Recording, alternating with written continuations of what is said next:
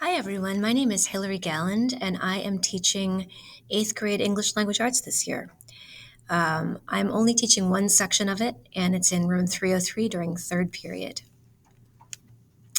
A little bit about me.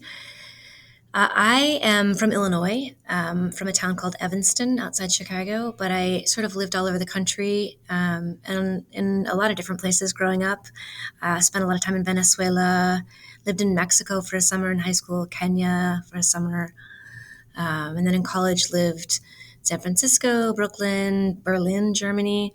After college, Taiwan. So I speak Spanish fluently. Used to speak French and German pretty well, but now marginally, and Chinese terribly. I tried. I went to college in Connecticut at a liberal arts college called Wesleyan University, and then got a couple of master's degrees. My first I got just in teaching English language arts. I got that from UIC in 2003.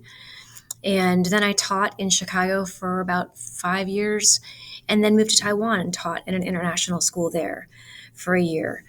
And then taught after that in DC, in the Bronx, and then at a Quaker school in Brooklyn.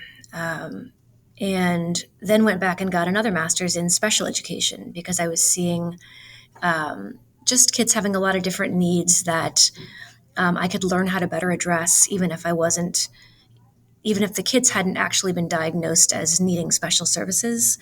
There were many ways that I could be more effective as a teacher. I also, in the interim between those two masters, achieved master teacher status through National Board for Professional Teaching Standards in 2007. And currently, I'm working on a third master's in counseling so that I can also work with parents and their children in addition to teaching. And as part of that degree, I'm doing an internship at a child psychology firm, which is located in South Lake Union. I'm seeing about 6 clients right now.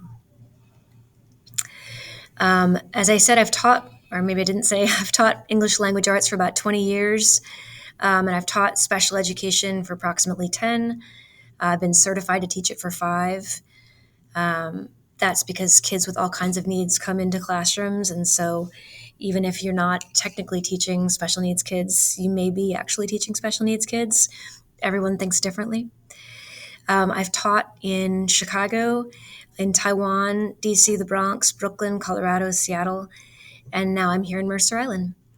I started working in Mercer Island actually as an instructional coach. I was working at the high school teaching teachers how to teach better or helping teachers to become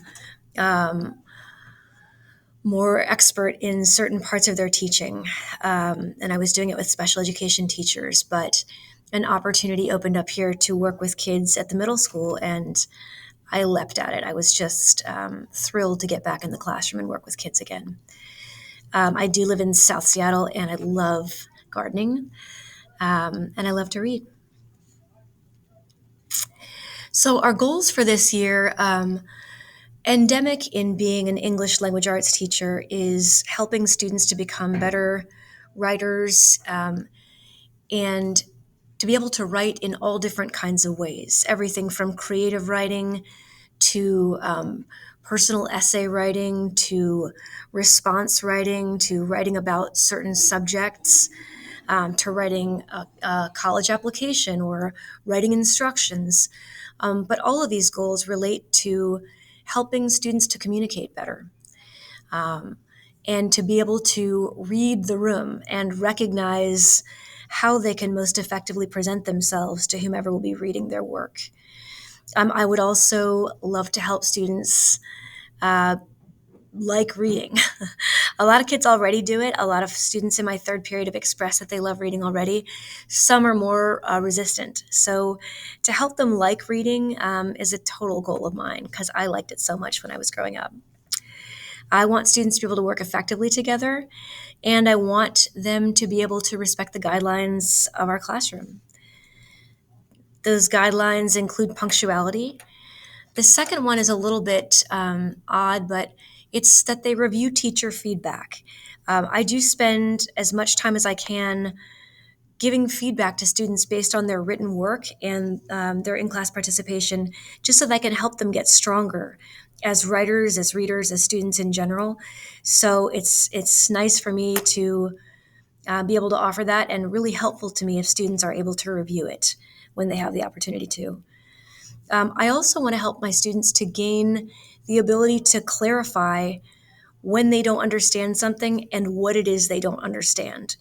I think students often can gain clarity in regard to the question they're asking or the issue about which they're confused if they can sort through what it is that they don't understand.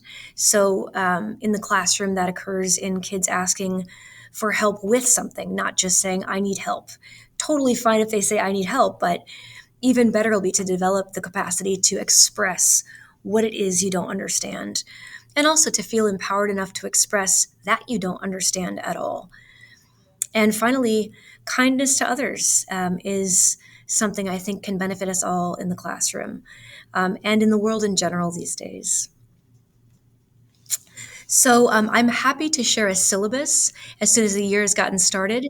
And I'm also happy to respond to any parental inquiries. Anytime you have a question, please don't hesitate to reach out. Thank you so much, and I look forward to a terrific year.